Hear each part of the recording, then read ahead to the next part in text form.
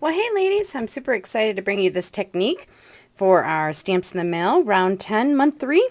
And what I'm going to show you is on this beautiful card right here, I'm going to show you how to make this flower. Now, you know, for this card, you're probably not going to send this one in the mail, or if you are, you're going to send it in one of those padded envelopes. But it sure would be bring that wow factor to your to the recipient of this card. So anyways, let me show you how to make that. And I have a couple things kind of prepared for you already. You'll notice in your instructions I said you're going to need a 1 3/8 piece of cardstock, and you're going to punch it out using a 1 3/8 circle punch. I don't think that was in your kit. If not, it doesn't matter what color this is because it's not going to be seen. And you're going to cover it fully with sticky strip, and you can kind of see that here. And you're going to take off those sticky strip pieces. Now you could probably, if you have the Big Shot Circles number 2 die and you have some sticky cut pages, you could also probably run your die through that and create this little circle and not all this sticky strip.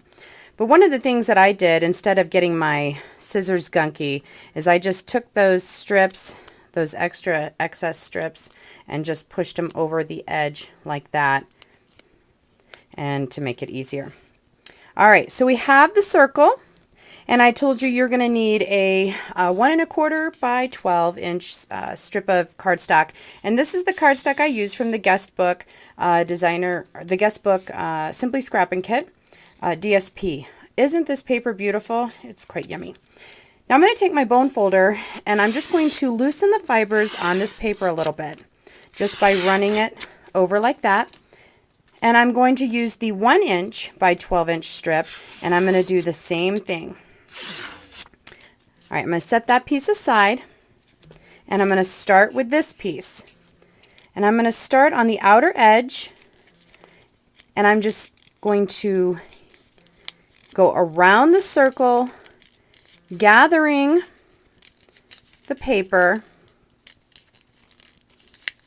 as I go around that strip. Now you're going to need some big glue dots as well, some pop-up glue dots, and I'm going to show you why here in a minute. Remember, the more you loosen the fibers, the easier it is for this paper to go around.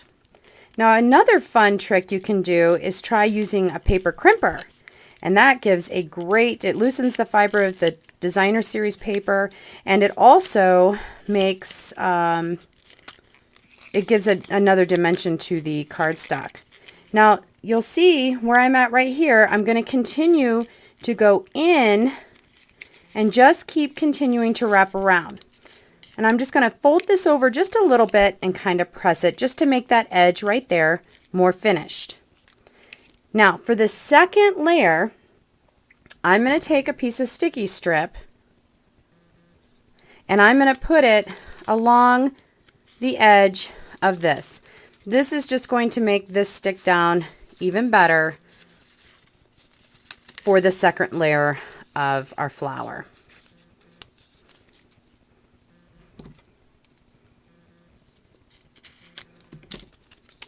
You're going to take that red top off. Voila. And then we're going to start where we finished. Now I like to fold that over just a bit, just to give it, like I said, another finished look. And we're going to start where we left off. Whoops. I need the right side. Let's bend over this side. And we're going to crimp around.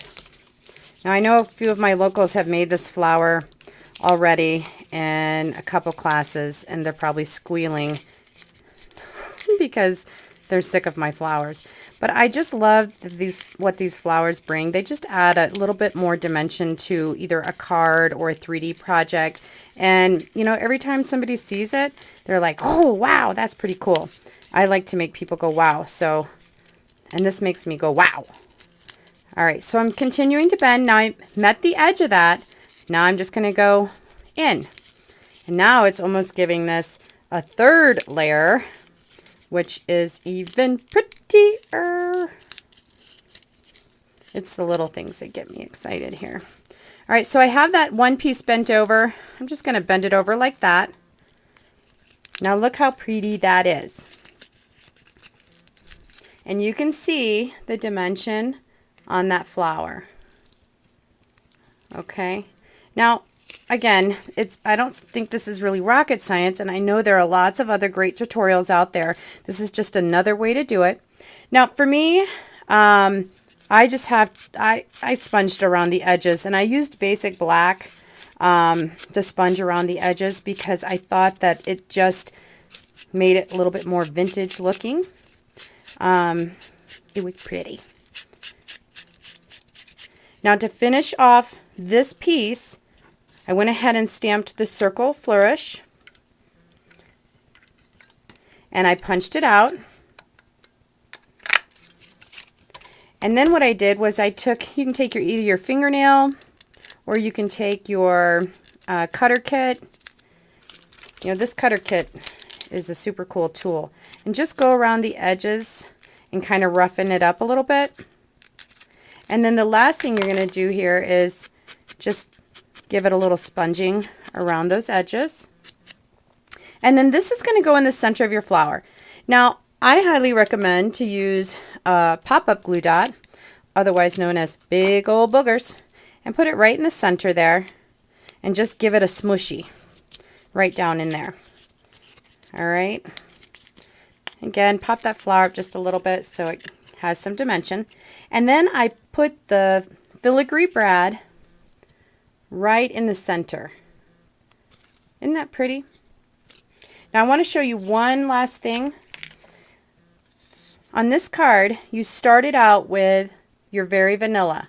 I stamped the script, and then on this piece, you'll notice I stamped on this side, and I'm just going to give this a tear right here and kind of roll back those edges.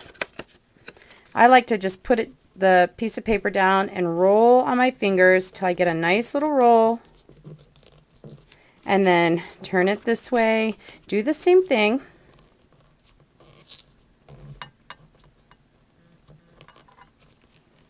Oh, it's so quiet in here. Okay, now when this is popped up, you can see that you're going to see that script, and I just thought that was a nice touch for a card. So thanks for watching my video, and I hope you enjoy Stamps in the Mail, and I'll see you next time. Have a great night.